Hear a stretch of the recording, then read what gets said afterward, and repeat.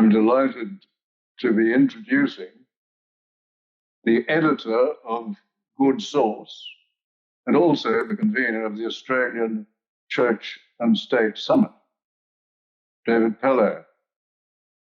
David Pellowe has been wonderful to Australians for constitutional monarchy. He became the sponsor, readily agreed to be the sponsor of our 21st National Conference, which was held late last year, and the videos for which are available on Monarchy Australia, our YouTube channel. David, thank you so much for being the sponsor. You joined a small group of great friends of Australians for constitutional monarchy, and therefore the Australian Constitution. What I'd just like to ask, why did you agree to become our sponsor? Well, thanks for this opportunity to say g'day, Professor Flint. And it wasn't even something I needed 3 seconds to think about. Sponsorship of Australians for a constitutional monarchy is incredibly sensible for anybody who believes that changes to government should be very slow and very few and very difficult, so that only the most important changes happen. And I believe that one of the most important pillars of our society is the mores to our foundation, to our legacy, which is who we are. It's our identity. And we are inherently a British culture.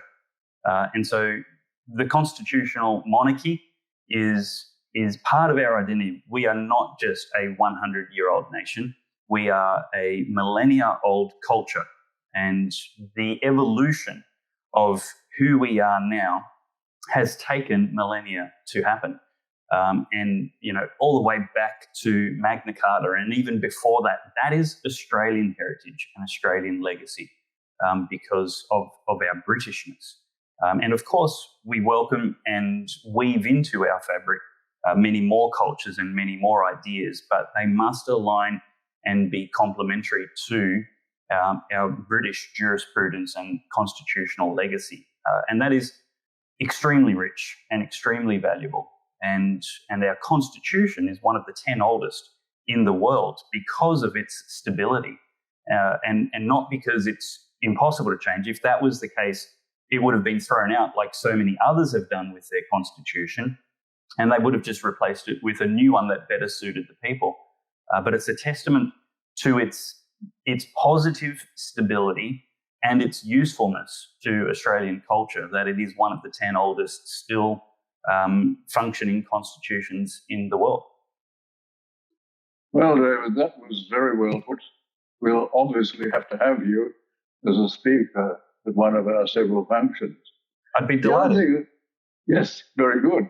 The other thing I'd like to just briefly ask you about is what you're doing there with the Good Source. This is a remarkable platform. I'm probably using the wrong word there, but it seems to have so many facets, so many programs and things coming on and available in so many different ways to access it. And it is all done so professionally. It looks very professional. You must have a vast army of employees to do all this.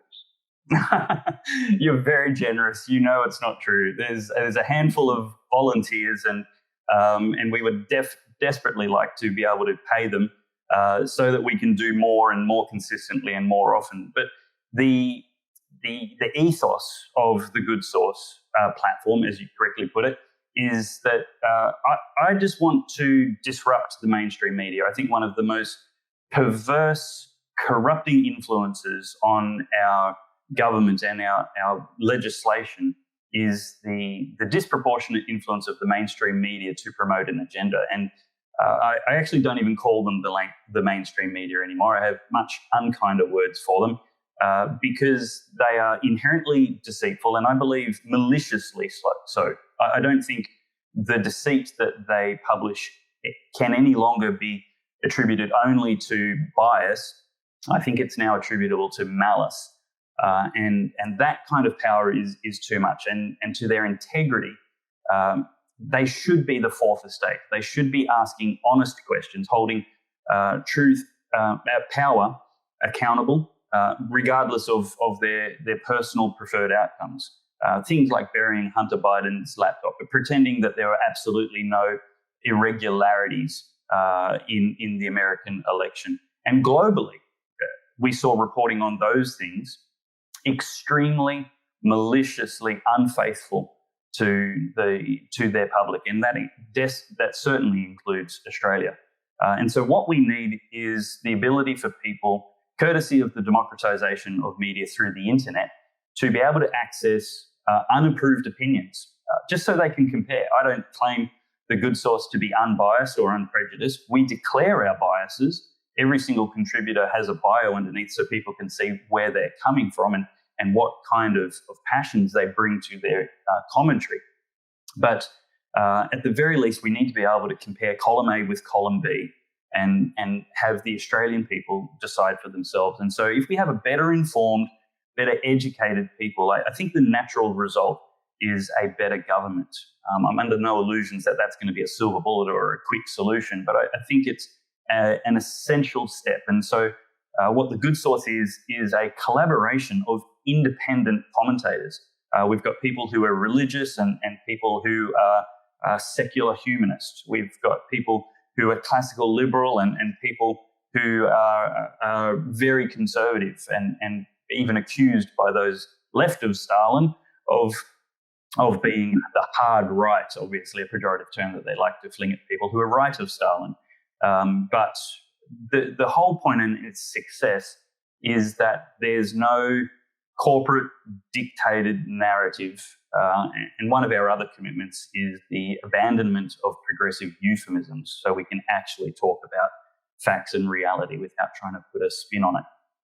David, I do think you've put your finger on it. And you pointed to the problem that we do have with the mass media.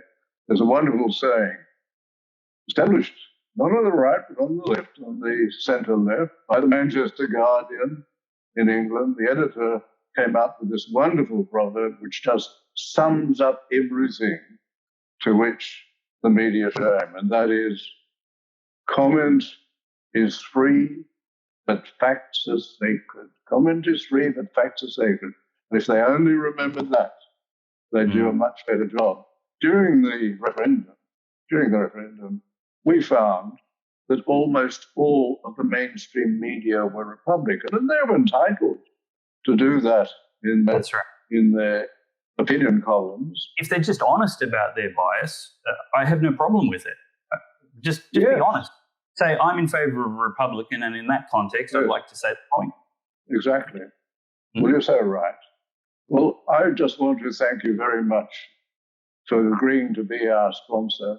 I hope it's a great and long relationship between those who are supporting the constitutional monarchy. The fact is that although the Republic, they always say the Republic, the politicians' Republic, is comatose, and I think Graham Richards said it's also dead and buried, but it's always lingering because there are always those who they just want to remove this check and balance in our Constitution. I remember Ted Mack, a real Republican, explaining to me when I said I couldn't explain or persuade the Republicans that they were making a mess of their Constitution and giving too much power to the politicians. He said, don't waste your time. That's precisely what they want. So once again, thank you very much, David Pellowe, for agreeing to be a sponsor of Australians for Constitutional Monarchy. My pleasure. Thank you, sir.